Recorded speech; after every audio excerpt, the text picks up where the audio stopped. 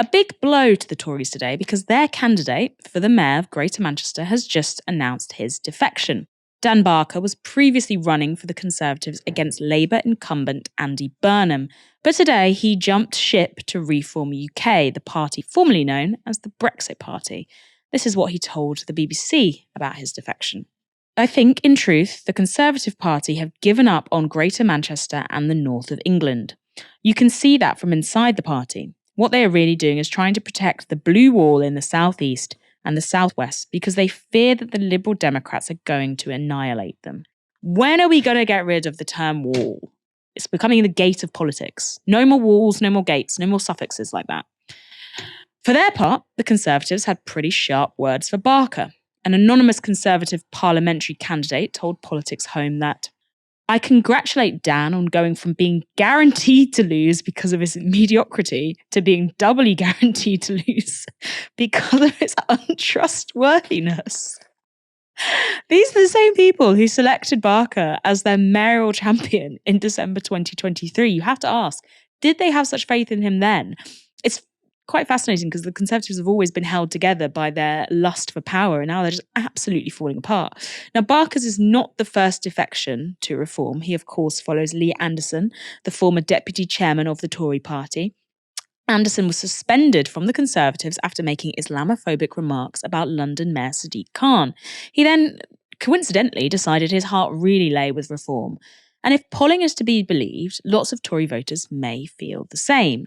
The latest YouGov polling has given Reform 15% of the projected vote share in a general election. But look at what the Tories are on, just 19%. Labour are currently sitting on 44% of the vote. Of course, these polls are untested, and in the most recent parliamentary by-election in Rochdale, Reform came sixth, with only 6.3% of the vote. So it really does remain to be seen if this polling is something that actually translates to results, and it hasn't happened so far. But that hasn't stopped the media making noise. And what I want to know, Ash, is all this furore about Reform, right? Do they pose an actual tangible risk to the Tories, or are they just acting as this pressure group?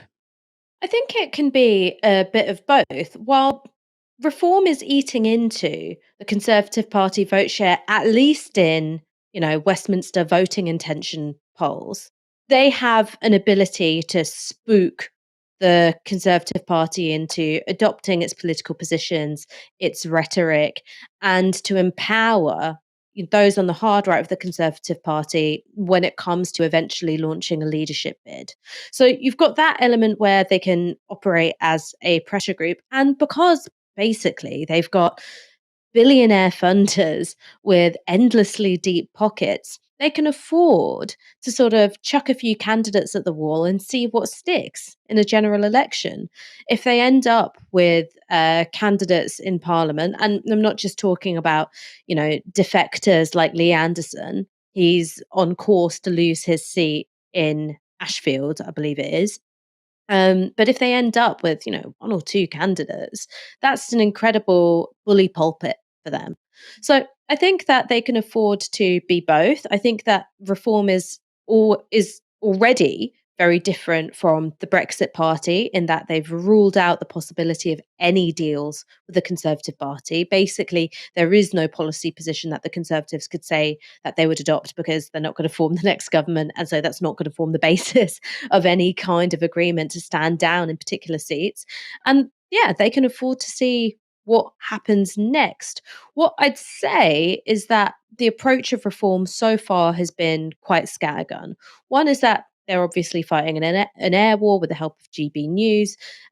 Two, they're absorbing defectors like Lee Anderson and other candidates running locally and regionally. But, Lee Anderson was going to lose his seat anyway. Many of those candidates didn't have a snowball's chance in hell.